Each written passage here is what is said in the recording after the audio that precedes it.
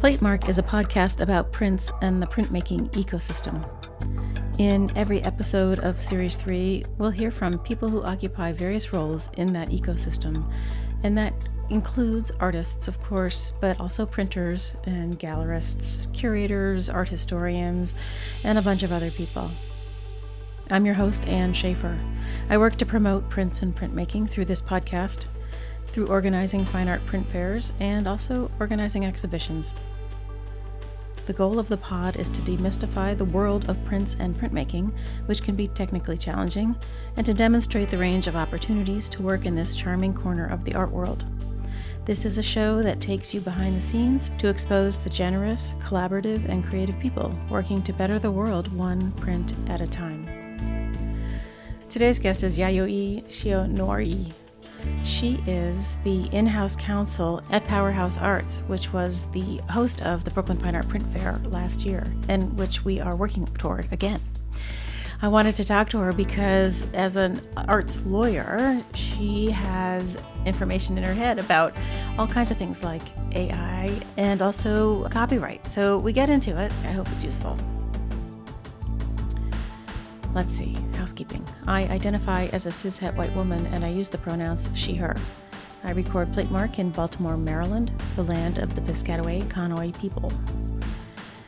There are no images for this one, but if you are curious, you can head over to platemarkpodcast.com and check out the show notes there. All right, let's get rolling. Yayoi, it's great to see you. Thank you for coming on Platemark today. Hi, Anne. It is so wonderful to get to see you after a little bit of time where we worked so intently together, which I hope to talk about today. It is nice to see you as well.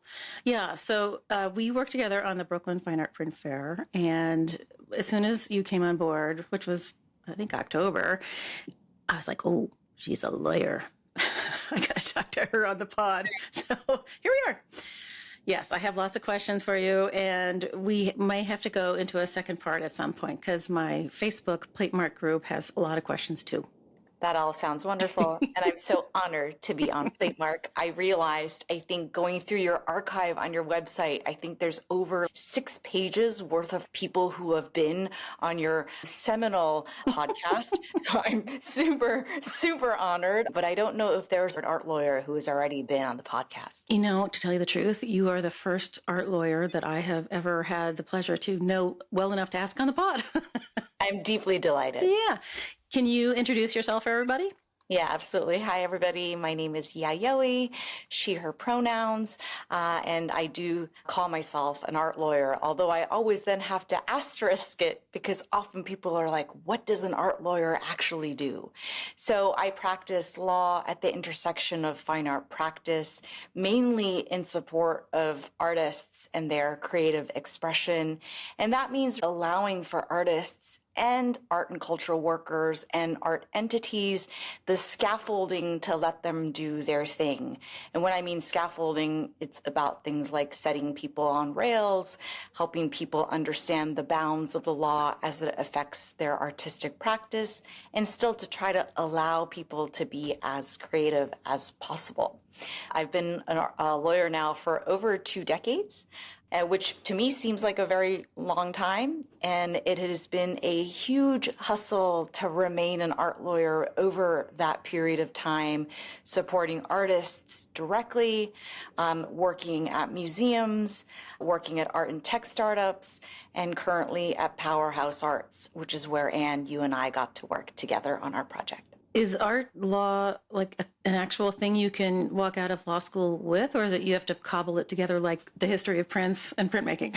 Yeah, no, that's such a good question. I think when I was in law school, it was definitely already a field, but it was still burgeoning.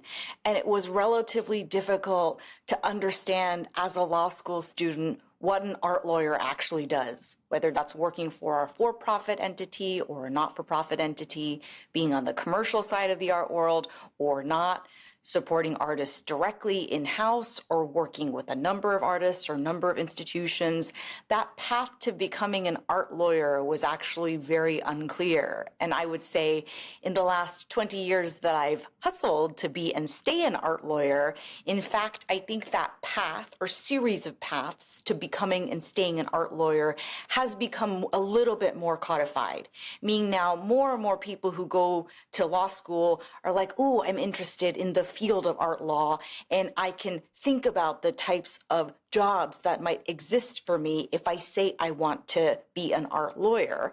However, at the end of the day, art law is really sort of an amalgamation of different bodies of law as it affects artistic and cultural practice. So it's really sort of a cobbled together grouping of laws. And obviously, the more intimate knowledge one has of art history, art markets, and systems, the better it positions, I think, somebody to become an art lawyer. Oh my God. It sounds so complicated. But as does yours, right? Like you wear many hats. You are a curator. You're an art historian. You are a podcast host. You also are somebody who is big in the printmaking community. I mean, all those things require different sorts of skill sets and knowledge base sets too. Sure. Yeah, no, that is true. Yeah, we never really had a chance to sit down and have a cup of coffee together. So you may or may not know that I left the Baltimore Museum when our new director cleaned house and swam without a direction for several years until the pandemic, which lit the fire under my patootie and, finally got my poop in a group, and here we are. So it's, it is the same kind of, how am I going to remain relevant and do good things for good people, and we're actually pretty similar in that manner. Yeah, no, thanks for sharing that. It is always sort of a question of, I do feel very lucky and honored that I get to call what I love as part of my job, right? So I don't really think of my job as a job per se. In this weird way, I think of it as in some ways a calling. But the question then becomes, how does one consider one's career development and career path, especially if it is related towards something that one is so passionate about? Yeah, no, it's true. Yeah. I'm not sure I knew what I was passionate about, except that I wanted to be in a museum. Like that was really all I knew, and everything fell into place after that. Yeah, it works. It all works out. All right. Did you ever, I guess, can I ask you this? Did you ever feel, were there things that were surprising about your position in a museum once you got there? I assume that's a leading question, because I assume the answer probably is yes, but I don't know. I mean, if it was your dream, if Little Anne's dream was to become a museum person when Little Anne became Bigger Anne, what did that look like for you? I think it wasn't until I was in college, and I've talked about this in other episodes. I did a semester abroad, quote unquote, in New York City. I went to school in Ohio. And for that, you had to organize your own internship. And I somehow, I don't know how, got an internship with Barbara Haskell at the Whitney. and I wasn't, I don't think I knew museums were my thing quite yet. Like I just knew it sounded cool. And day two, sitting in her office, I was like, this is it. And that was the end. It was just so, she was working, we were working on an exhibition of Ralston Crawford at that point. And, I was sort of like the third in line research assistant sort of person, checking facts and stuff. And, it was just like, you work hard towards this goal, it goes up on the wall with a beautiful book, it's just like, this is awesome. This is it. Just hit. That was it. Yeah. But I don't know if things surprised me. I would say the things that surprised me were, depending on which museum you were in, everything was so different, how many resources one place had versus another completely affected what you did day to day. And, the difference between being at the National Gallery and then the Baltimore Museum was night and day, Sure. But I learned a lot at the National Gallery, and at the Baltimore Museum, I was sort of, let free to fly. And because there are only two of us in the department versus, 25 at the National Gallery. And so we got to do a little bit of everything. So it was just, it was the right move for me at that point. So. And that is very similar, right? I mean, it's true actually also for people who want to be in-house at museums also. It's more rare that a museum has an in-house lawyer or a group of in-house lawyers that support the curators and the programmatic team and the operational and facilities teams. Just because one says one is a museum lawyer doesn't mean that one museum lawyer does similar things to other museum lawyers. It's very much dependent upon the structures of those institutions too. Right. Yeah, there was a team, a general counsel's office at the National Gallery, but not at the BMA. I think we turned to a couple of trustees whenever we needed some advice, and that was about it. Right. Yeah. And, there's no right or wrong model, although I would like to advocate for more lawyers because I believe in sort of the field in and of itself. But I also am cognizant that museums and other nonprofits and culturals definitely have a budget, and they have to think about how best to deploy their funding too. Right. Sure. All right. So we're here to talk about you. Yes. And, I always talk about or ask about people's paths and how in the world they got to where they got in the end. And you are my first lawyer on the show. So I want to know, how in the world does little Yayoi decide to go to Harvard and become a lawyer? Yeah. So I am an art historian actually first by training. And in some ways, I sort of fell into that. I was a humanities person, but ironically, as a first-year student in undergrad, everyone is expected to take what is called an expository writing class, and one doesn't have any choice as to the topic of the class. One can sort of apply to certain things, but there's no guarantee that one would get into the class of one's choice. And I did not get into the class of my choice, but instead I got placed into museum ethnography studies expository writing class. And so that was really one of the first times that I realized as a very, very young person that museums are social constructs. They are created by humans with particular biases. I mean, that's sort of obvious now. Now I think most of us realize that, and we talk about that as sort of this very obvious place that museums are created with bias and with social constructs. But that, as a young person, that was really the first time I had a chance to really think about that, learn somewhat of the theory behind museum ethnography, and then write about it. And that was really also one of the first times that I realized that in a humanities writing course, it's possible to write about things that are of interest to a person. And I think that sort of opened me up very immediately to the idea, maybe I should actually study art history. Maybe I should try to, because I really loved it. I just never really had a chance to think about it in that sort of a way. However, at that time I also knew that I would be coming out of university with a lot of debt. And as an immigrant person, I was a little bit concerned that I would not necessarily, if I had come out with an art history degree, I wasn't sure what sort of careers lay ahead of me. And in some ways, I took a very conservative approach there. And I said, so while I took a lot of art history classes on the side as my electives, I continued down my path of being a political science person, particularly sort of studying at the intersection of US and Japan, as Japanese is my first language. And I thought, well, that could potentially be this interesting career opportunity. But of course, this sort of pull of art history remained so very strong for me. And so in some ways, I was grappling with the fact that I was like, what should I do when I grow up? Do I try to do a career that seems like a possible viable career versus this other thing, which is of my large intellectual interest, but fear that I wouldn't be able to do anything with it? Sound like everybody's parents. And like at the end of the day, I had a lot of discussions with my family, with my mom and dad about this. And then I made what I thought would be a safer choice, where I said to myself, well, if I go to grad school, either law school or business school, and then come out with what I think are applicable professional skills, maybe that will make me more marketable in the art world. Little Yayoi thought at that time. And now, had I known how difficult it was going to actually be to become an art lawyer, I'm not so sure. Like, I think older Yayoi would, if I had a moment to like time travel back to littler Yayoi, I think I would have said, hey, this is going to be really hard. It's going to bring you a lot of joy, but a lot of uncertainty too. And so I'm not so sure if I would have recommended this path. But at that point, here I was. So I get myself to law school saying, well, so I didn't go to business school. I decided to go to law school. And I said, hey, I'm going to come out with some professional skills and I want to try to apply them to the art world. And fast forward, it just took me a very, very, very long time to get to the art world. In fact, so I first practiced on Wall Street for many years. I did M&A and corporate securities work.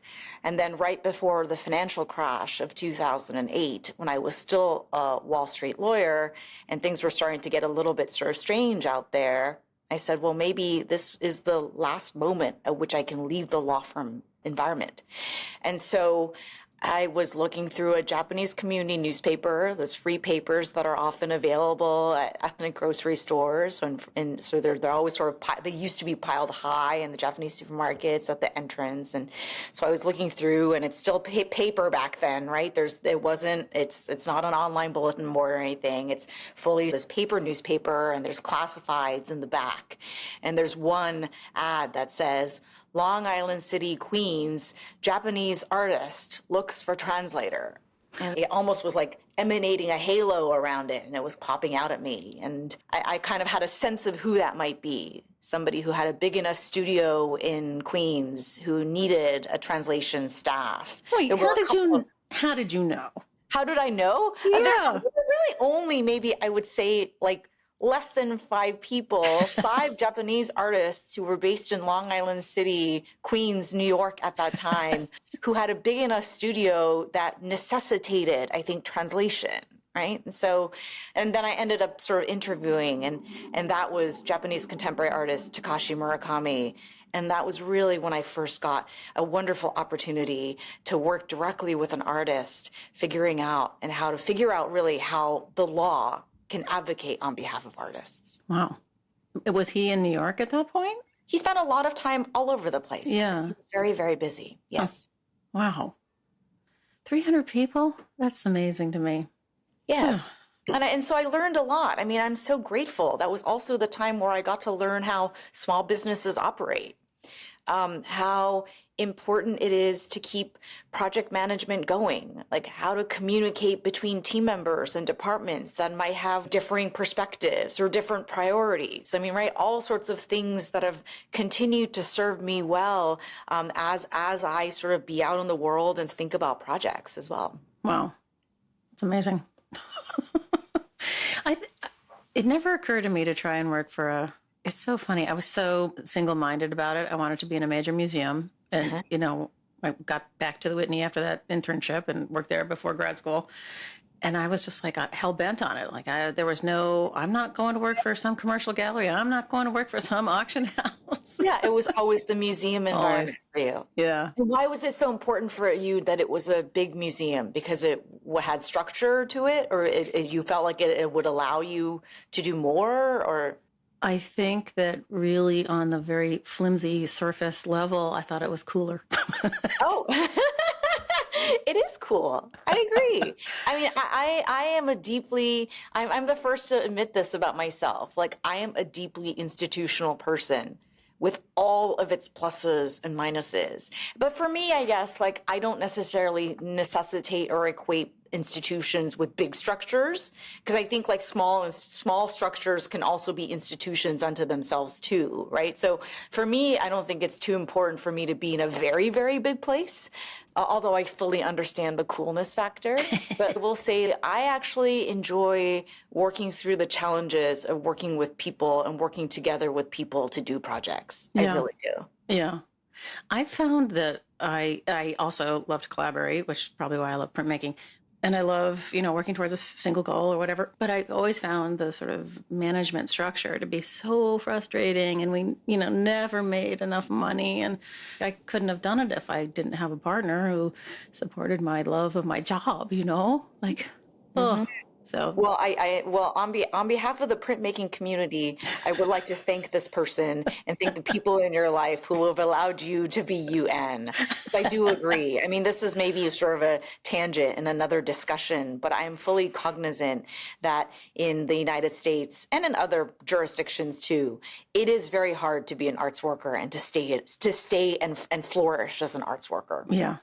Yeah. Which, when you start talking about the kind of original formulation of museums and the structure and everything. It was no wonder they were all run by the volunteer ladies who lunch, kind of a dealio, and the ideas and everything came out straight out of that and the philanthropic collector, let's share knowledge thing. Yes. So, I mean, it's no wonder that we're sitting in this mire of restructuring how we think about it all. Yes. And of course, that reckoning, whether it's self-reckoning or external, all of that obviously is very important, for sure. And I definitely grapple thinking about like what is the role of a museum in 2025 in the United States? Like what is that? What is it supposed to serve as? What is it supposed to symbolize? And who is it symbolizing for? Again, I think those are complicated questions, and I just certainly hope that there will be still time to discuss those things, and that museums will still be given the leeway and the breathing room needed to figure that stuff out. Whenever we started, I can't even remember when we started talking about all this stuff, maybe 2005, 2010, somewhere in there, like the reckoning. But I always kept circling back to the collection. Like, what are we supposed to do with the collection? Yes. I mean, repatriation for some things, for sure.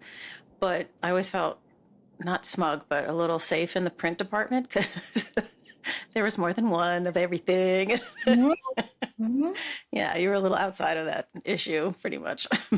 Well, that might be an interesting segue to think about printing standards too. I mean, you are obviously such the expert sort of in the printmaking field, amongst many others, of course, right? And like I would say, like I'm more of a printmaking enthusiast. I love seeing prints being made. I love supporting artists who experiment with printmaking. But for me, like, and this kind of goes a little bit towards the standards in our industry as well as the legal standards too, that I think, edition printing standards, both from like a industry community standard as well as legal standard, I think is so much more fleshed out than fabrication standards. And I've always been very, very curious about that, right? So again, I am not a print nerd. I'm just adjacent, right? I have worked in-house with artists who have multidisciplinary practices and have worked with prints. And I've also seen like artists work with printing houses or printers. Like, for example, Nancy Rubens working with Jake Samuel, who's an etching master who recently, I think, closed up their shop. I've also seen the Chris Burden estate through working with Gemini out on the West Coast, right? So I've seen these like wonderful iterations of these relationships flower between artists and artist estates on the one hand with their printing presses and their print masters of their choice. It is actually wonderful to know that I think there are community standards as well as legal standards that set forth the working relationship between artists and printmakers. And I've always been curious about why that has developed and why that hasn't yet developed in other arenas of the art world. Right. With prints and printmaking, if you go back in time, way back to the 16th century, somebody like Rembrandt would have, well, sometimes he printed himself too, but they would print on demand, Yes. They would sell and they would print 5, so they had them when they went on their trip or whatever. And so this idea of the limited edition that's very codified and kept track of didn't really happen until the 19th century. And it was, people like Whistler and those guys that realized that there was a new burgeoning collecting market for prints. And they came up with this plan to rarefy the multiple by numbering it and adding in, the outside of commerce proofs with maybe remarks or on blue paper. And it was all to feed this market of people who wanted to collect the special version of that same image, right? So it all seems to go back to this moment in the 19th century, I think primarily in France with the peintre gravure, which was this moment when artists, I think they realized that they could print for themselves at home, took their own agency, and stopped working with the print shop, which was run kind of like a guild, Like that was always what you did. You brought your plate, you said, please print this for me, or your drawing even, please make this plate. Idea of an artist kind of separating out from the commerce part of that print shop led to this idea of the collectability, and it was like this pot of stuff, the stew that came together. And all of that limited edition stuff holds today. I mean, I don't think there's I don't think it's written down anywhere. It's sort of an understood across the board thing, although people break it all the time. You know, if I do a new colorway, can I keep printing this? I'm like, sure, yes, as long as you keep track and make sure everyone knows what you're doing, you know. But it's fascinating when people have issues with it. Like somebody in our Facebook group I was asking them what they wanted me to ask you.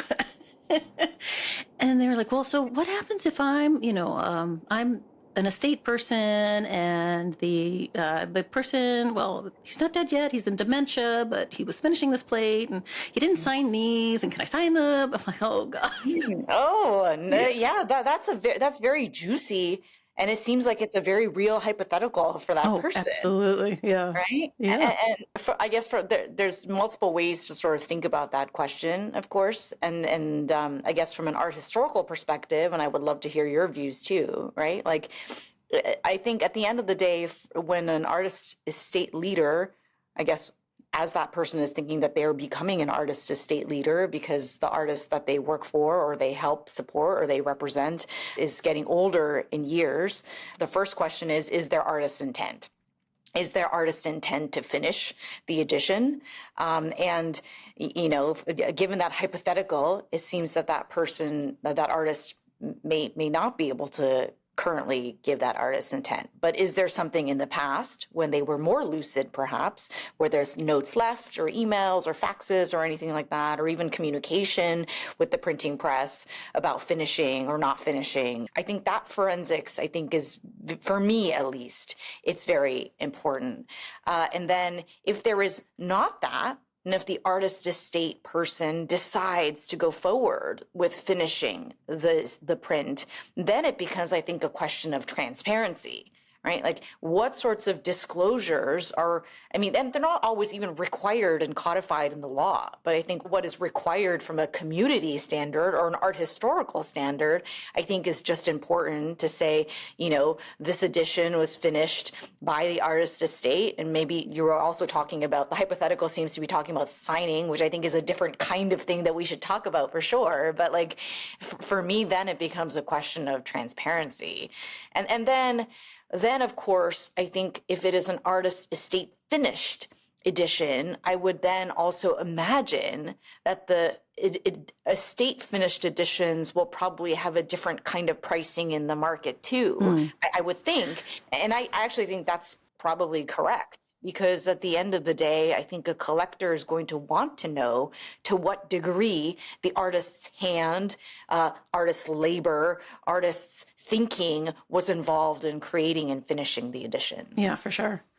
I think I circled around too, and maybe it's because this is what I've found as a cataloging person in the museum collection. What you find, or what I found to be most transparent and helpful, was an estate stamp on the back that said, the state finished this, blah, blah, blah, blah. And if there is a signature, that it's, you can make a stamp out of the signature as long as it's very clear that it's a stamp, right? And then everyone knows that this is the posthumous strike from, Pollock from 1967, that they redid all those plates, blah, blah. Yeah. So I'm okay with it as long as I agree with you. Transparency, for sure. Transparency is everything. And I think that also goes towards, the relationship between printing presses and printmakers and the artists too, right? Again, coming back to why I think your community is so wonderful in this way. There's all sorts of ways, obviously, to cut the relationship between printmakers and artists. But I have seen, and this is sort of, you tell me because you're an expert, I'm only adjacent, right? But it seems, at least from the outside, that it is a little bit more collaborative, and there's a little bit more discussion between the artist and the printmaker as the work is done, right? For example, so there's like an edition that is set beforehand. And then sometimes the edition is split between the artist and then with the printing press to sell, right? Then there are printers' proofs and artists' proofs, right? There is a way, and there's also, I think it's much more that in the printmaking world, that the printmaker or the printing press gets credit, like open credit, that they are responsible for working on that collaborative piece, either through the fact that it's listed on their website for sale or there's a printing shop or what have you. And I've always thought that that was very interesting. And in comparison to the fabricating relationship, the relationship with fabricators and artists, I think is not as clear.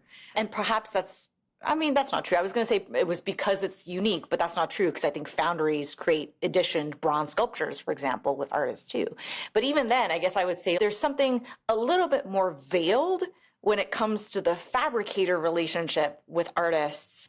I've always been very curious about that. And as somebody who works at Powerhouse, which is a fabrication facility where I see wonderful creative expression and R&D and collaboration happen between artists who come in and bring their ideas, and our fabricators help to actualize that work and make that work happen, make art happen. I'm hoping that eventually down the line, maybe there's a little bit more clarity in the fabrication world also, to let fabricators also be able to say, we had a hand in this, and to be included in that crediting. And some artists, I would say, are very good about that. They say, hey, I created this work in collaboration with blah, blah, blah foundry or blah, blah, blah fabricator, or it's included in the credits of people who worked on the work. But I would not say that that is the norm. And I've always been very heartened to know that, at least from my perspective, it seems that collaboration is a little bit made more transparent in the printmaking world. I think that is true. I've told people this before on the pod, that at the museum, if we had prints in an exhibition and they were amongst all of the other things, that we wouldn't list out who the publisher was and who the printers were, because it was thought that in a sort of general arts exhibition, that would be too much information for the public. They wouldn't understand what it meant, blah, blah. Mm.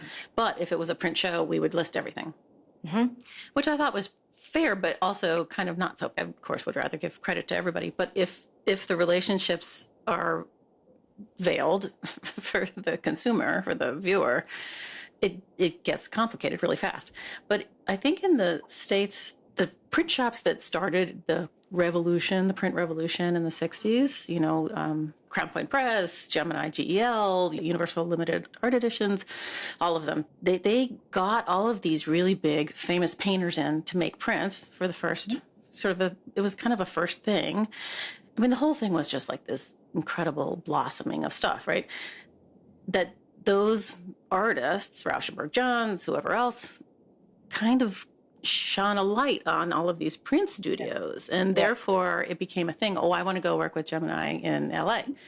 And I think that was part of why it's understood that there are these, relationships that are well worth shouting about, Mm-hmm. Yeah. And I do think at the end of the day, like, I think it is important for members of the public to realize that while, the artwork is always by one artist or an artist collective, and the copyright stays with that artist or artist collective as it should be, there are other artist support experts, like fabricators and printmakers, that are often involved in helping to make that work happen. Our artists don't always operate in a vacuum, right? We started this conversation talking about Renaissance painters who had ateliers and had hundreds of people work under them and had different expertise that supported the creation of frescoes or murals or what have you. And that hasn't necessarily changed. And I would say that when I try to explain what Powerhouse is to a non-art person, or even sometimes an art person, I'm often asked very openly and transparently, what's fabrication? What does that mean? Like, what is a fabrication facility? What does a fabricator do? And I am reminded that it is important for people to realize that an artist, some artists work obviously on their own, of course, and they're solitary and they do everything from A to B. But a lot of artists, that's not necessarily the case, especially if that artist is interested in experimenting with different materialities and is interdisciplinary and creates work at a variety of scales. I think that goes to this false hierarchy of the unique object and the genius, artist alone in his garret in Paris or whatever, that forever, as you say, there have been multiple people in a studio helping to create work, and it hasn't stopped. Like, who could keep up with Takashi's work as a sole person? You couldn't do it. You couldn't do it. Yeah. So That I think that is a piece of the puzzle that is not very clear to the public that's not in it, you know? Yeah. So I wanted to talk a little bit, if you don't mind, about the incredible project that you and I got to work together on, if you're so willing. I Oh, know gosh. that there were many other people already involved in the Platemark community who were in fact celebrated at our print fair, but I wanted to talk about it because it was such a wonderful moment and crystallizing for me. It was just so amazing. So I would love to talk about Oh, it. sure. So, and I guess I would first want to hear from you how you felt. So for our wonderful audience, Brooklyn Fine Art Print Fair happened at Powerhouse Arts late March. We at Powerhouse would not have been able to do it without you, Anne, and Brian, our friends at Fine Art Baltimore. But it essentially was an incredible print fair where I think we invited over 40 galleries and also I think 28 or so artists, as well as art schools who are focused in print, to come exhibit over a 3.5 day period in what I hope to think is a new form or an alternative form of art fair. So I guess I would love to hear from you, Anne. How did it feel for you? Well, the fair, I don't know if you saw me late Sunday, but I was wandering around stunned. I couldn't believe it was still full of people and people were still buying. I was like, what is happening? Because usually there's a lull. I mean, I kept describing it as I was walking out of the building to whoever was listening to me as lightning in a bottle. Like you couldn't have predicted it. You couldn't have planned it. You couldn't have, I mean, everything came together in such a beautiful way. I think we count 7,500 people in the end, which, I thought we'd hit 6,000 and be really happy. So that just seemed incredible to me. And the energy of particularly the students and all of their friends who came, this is their first fair and their first experience selling work. And this is a whole part of why this is a different kind of fair. Luther Davis, the fair was his brainchild.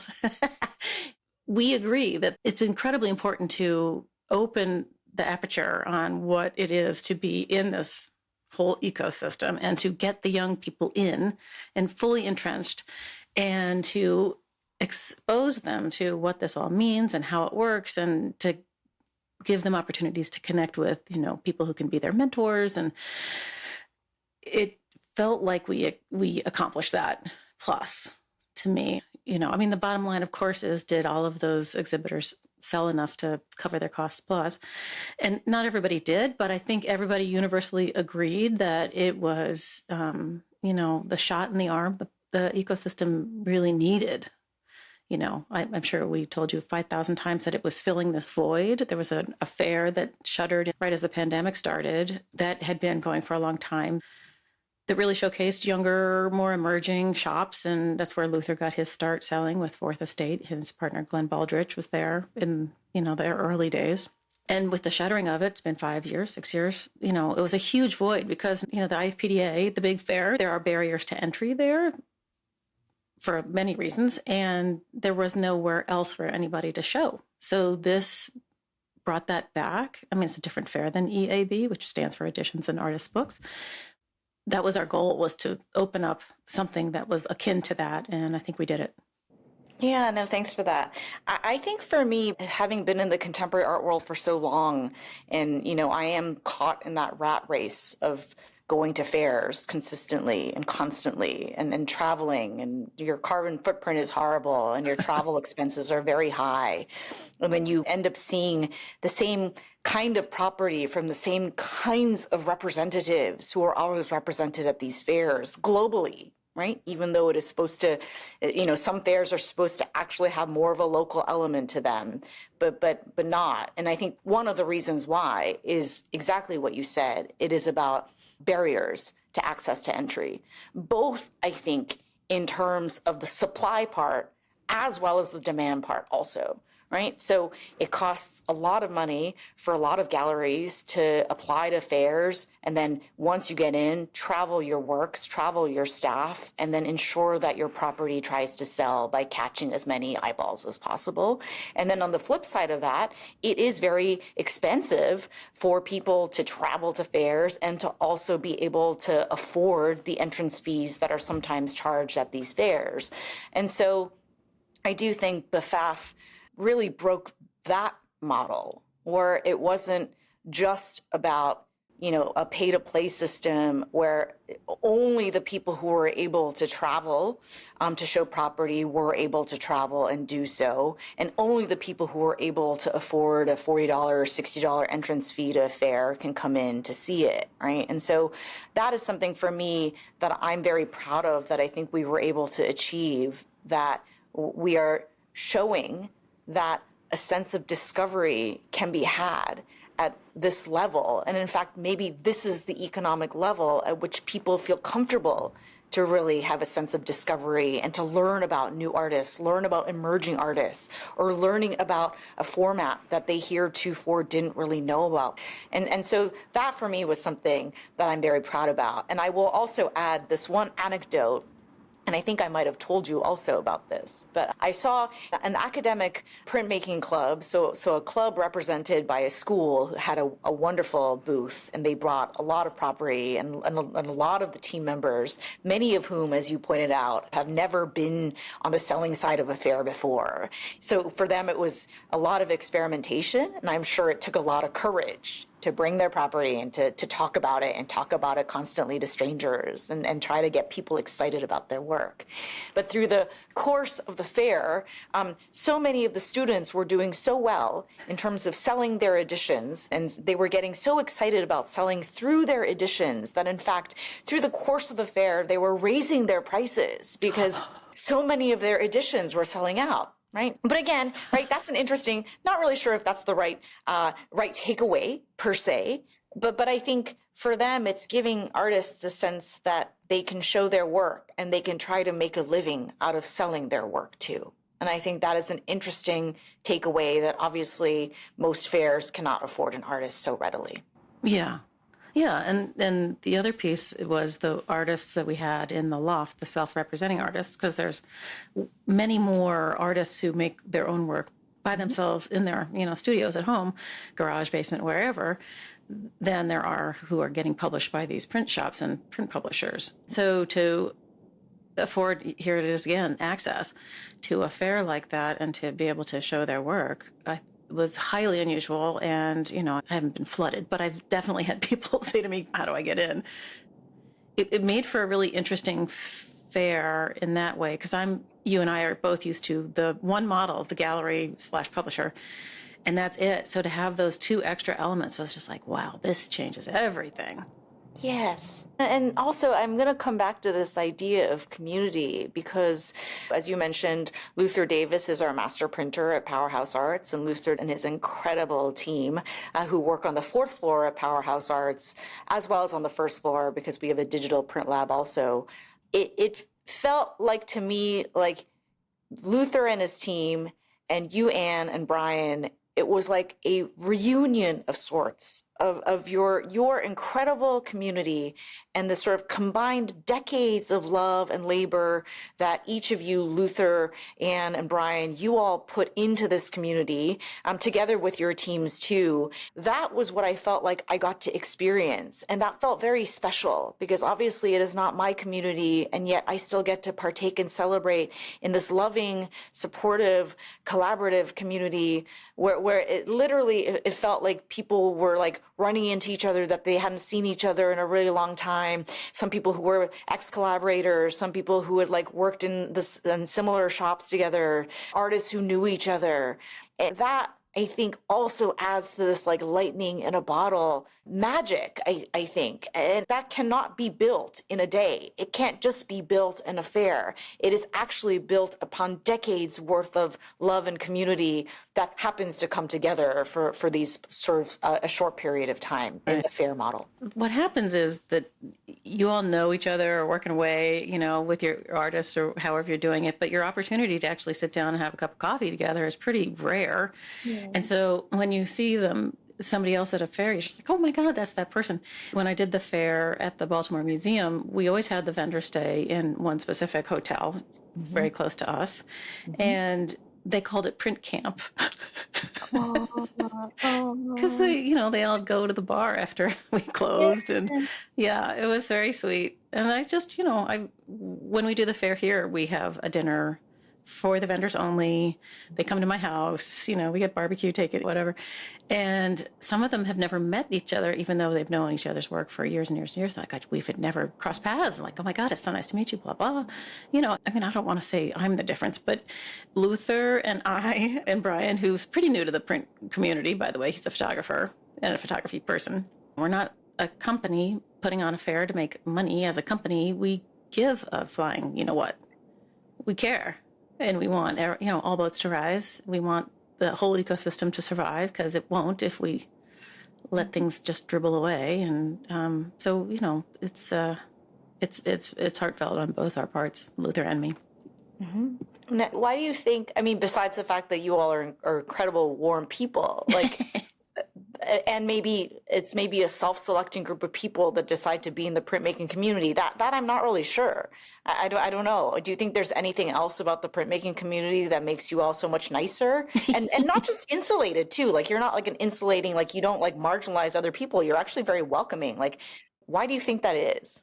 Well, I mean, the most obvious thing is that printmaking in general is collaborative. You usually need somebody to help you with the equipment or some technical piece of it. The technical barriers are pretty substantial, both for viewers who don't quite understand how it's made, and also for artists, to get access to giant presses and lithographic stones and all that stuff. So I think that's kind of the basis of it, even though there are, of course, people working in their own studios. Printmaking has always been the underdog. Second only maybe to ceramics. No comment on that one, maybe. Let's take a pass on that. Well, I think it's because the multiplicity makes people think that it's not original, which is, of course, stupid, and it's another false hierarchy. It's a false hierarchy, completely, yes. And it also has this long-lasting finger in commercialism. Like, prints started as a way to disseminate information, right? Like, it's always been commercial.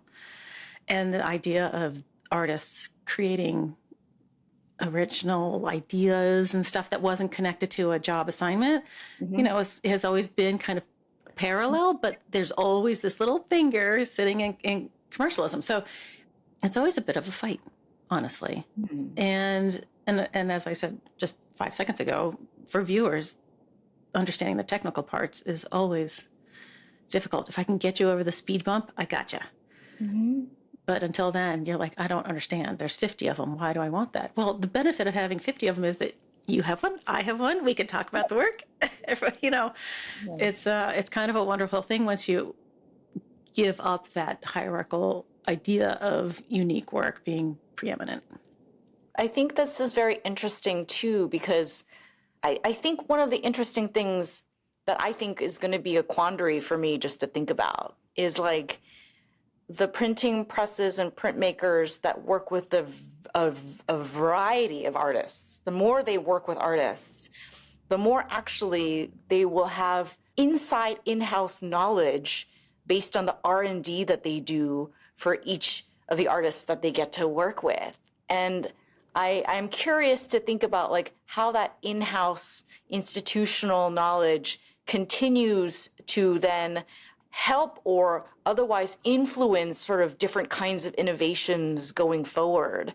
And I wondered, I don't know, that can be both, I think, continue to be super collaborative because all boats are rised because of this collective knowledge.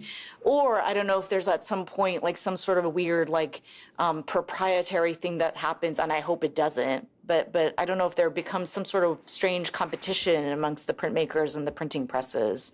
I think there can be, but I think it's predominantly the former. People have gotten better about not codifying, but at least writing down or recording. Now that we can just record videos that are pretty simple, people have access to these tricks and tips and stuff. I mean, before you would have to like travel somewhere and find somebody printing, and like the internet does something good in this case. There are some good things about information dissemination over the internet. Exactly. Yeah. And I think that the sort of guild model in the Parisian lithographic shops, like I think they did have proprietary secrets that you were not allowed to know. But I think that's less and less now. Got it. Yeah. It's kind of crazy. Yeah, we're at sort of an interesting time in It the world. is. You are right. On many levels. Yeah, exactly. Do you feel like we should tackle one topic? Copyright? What should we do? Yeah, I'm happy to talk. I'm happy to talk. Yes, absolutely. Okay. I mean, people had lots of questions when I asked them what they wanted to talk Oh, about. yes. Yeah. Should we spend the remainder of this time as an ask me anything? I don't know if I'll be able to answer, but Well, no.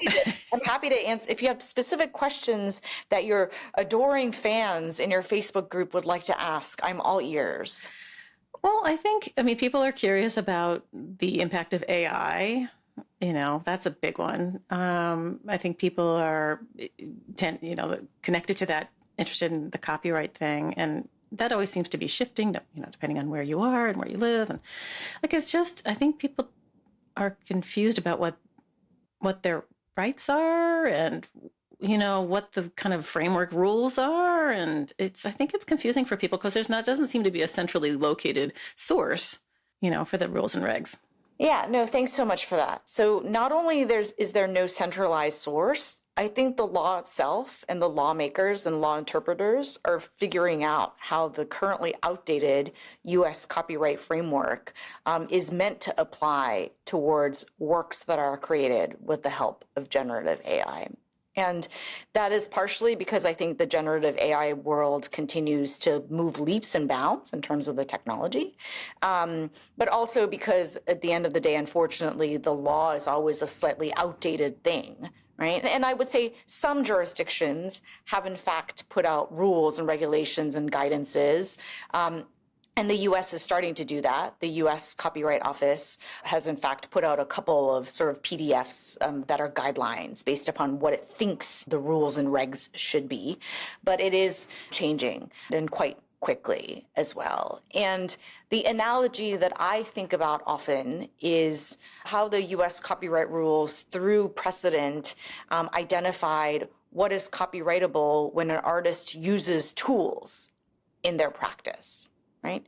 So there is a set of case law that talks about when an artist or photographer, right? And you can ask Brian about this. I'm sure he knows these cases too. Like when a photographer started taking pictures using what is called the camera, right? And whether or not a photograph had enough original artistic touch to it for it to receive copyrightability. Wow. Anne is shaking her head, but in fact, that is part of the history of the copyright laws as it was applied to analyzing photographs. In that realm, what ended up happening was, thankfully, it was determined that the camera is an extension of the artist's hand and that the artist can exercise a fair amount of human touch using the camera, for example, setting up the frame, setting up the subject, specifying the way in which the photographic frame would place the object, color tinting, black and white, all these things that were technological tools that kind of extended the artist's hand in producing the work. And I'm bringing this up because the copyrightability of artworks that have been created by artists using generative AI, currently, I think also there's a very interesting questioning of how much human touch is enough when they're using a generative AI tool to create an output of an artwork.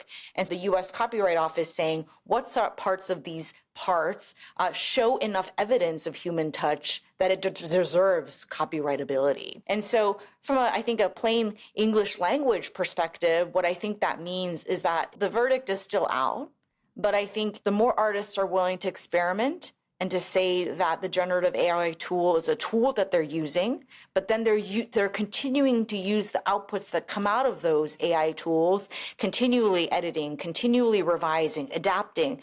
The more they're able to show that, the more it's likely that a majority of the pieces that come out of the output will be considered copyrightable. But again, like that is still like the verdict is still very much out in terms of like how much touch is enough.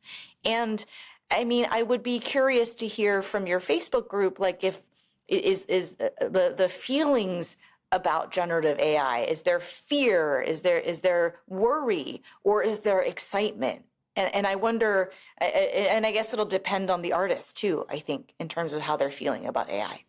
It seems to be falling along generational lines, no surprise. A guest that was on a couple of episodes ago, Miles Calvert, who is the director of the Institute for Electronic Arts at Alfred University, said he was invited to a conference. He gave a paper about AI, and the professors in the room all were, booing him, basically. I mean, facially, maybe.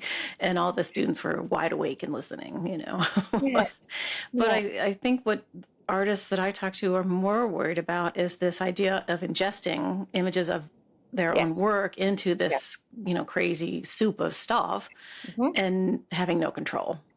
Yes. No, thanks for that. So, in terms of the ingestion, that is true, right? And like, I personally fear that in some ways, some of these large language models have gotten too large because they've already ingested it. And it's hard to parse out when something's been ingested. And that is totally fair, especially someone who might be a printmaker who works with the power of images, or photographers who work with digital photography, for example, right? That they have to balance wanting to get their work out there in the world. And that's why sometimes the internet is a good thing, right? To get one's work out so people can see it and reflect on it and comment on it, and spreads awareness of the work. But then what happens when it's released out into the world, and there's a possibility then that a large language model can hoover it up, and then it's already part of this morass that's part of this like AI system. And that is 100% true. And there are some, I think, interesting experiments that artists themselves are putting out into jamming the system, that they are creating some technology that is like, for example, a jamming layer that there's a watermark that doesn't allow for the large language model to ingest it, or once it's ingested, it actually aids in the hallucination of the model. It kind of like destroys it from the inside. Whoa. There are some artists that are experimenting with these types of technologies, but I think those are not widespread yet. And I think those are experiments unto themselves, right? It remains to be seen what is to happen. But I want to believe, and I guess I'm not an artist, so I don't want to represent any artist's feelings. Like, every artist has a right to their feelings. But I am hoping that through all of this, that some artists are able to see that there is still a possibility for artistic creativity and the artist's hand to be considered so important, especially because there are these other tools too. But I do believe AI is just another tool that is coming out that potentially helps artists be even more creative. But I get, it remains to be seen. Sure. But I feel like it's just what happened when digital images sort of introduced themselves into people's work. And as a curator, and I think I still am, I'm a little old school, but I still want to know there's an artist's hand somewhere in there. And people will say, well, they worked really hard on the image, in Photoshop or wherever they're working. I'm like, yeah, but I don't, for you to push print on your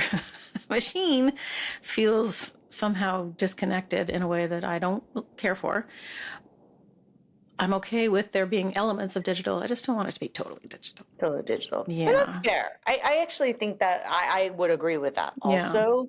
Yeah. Although I do also think that there are interesting digital images that are created by artists who code, and the output happens to be fully digital, but there is in fact sort of a conceptual underpinning to the reason why an artist is using the digital tool, right? I want to believe that there is originality that deserves to be protectable in that too. Sure. No, I agree with you. If you look back at those early, the Card, Hammersley and Vera Molnar and all those guys. Yeah, no, I'm with you on that for sure.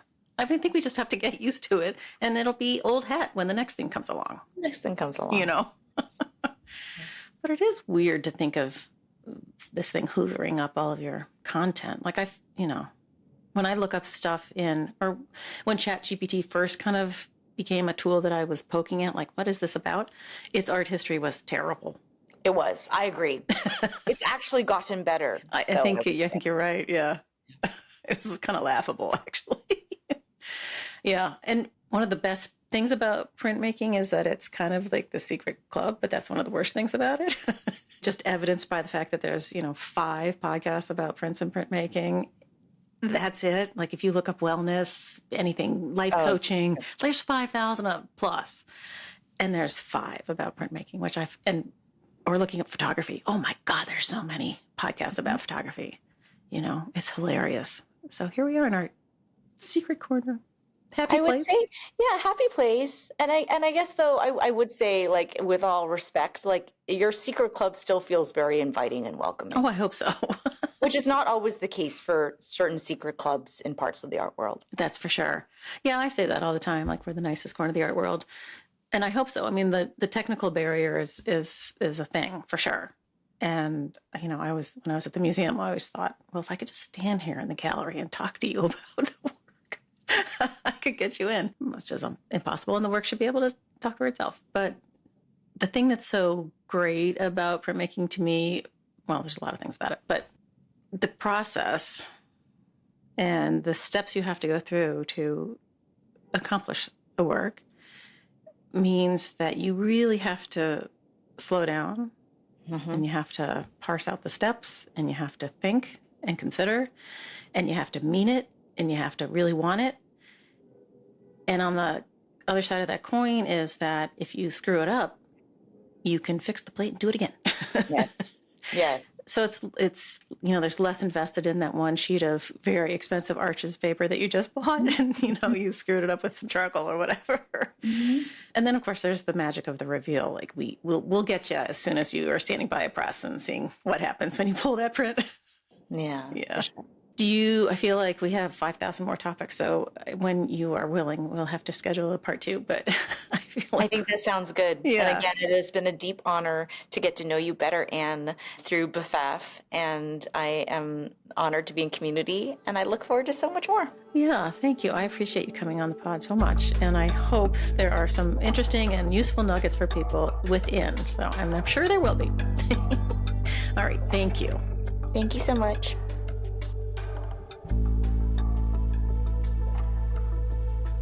Hey everybody, thanks for listening to this episode of Platemark with my guest, Yayoi Shionoiri. I love talking to her because, well, A, she's so smart, but B, she just has a way of thinking that I find so fascinating. And I just feel, well, as I said during the episode, I feel like we need to do a part 2 because there's certainly more questions to be asked.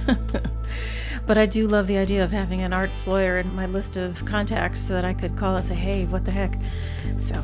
But thanks to Yayoi for being a great guest. Thank you. And then, of course, I need to thank my team, Dan Fury of Extension Audio, for being my sound guy. Thanks, Dan. And Uncle Michael Diamond for the use of his original music. Thanks, Michael. And lastly, one to Lee Turner and Skip Barnhart for the sounds they sent me from their studios that make up the intro and outro of each episode. I think that's it. We will see you next time.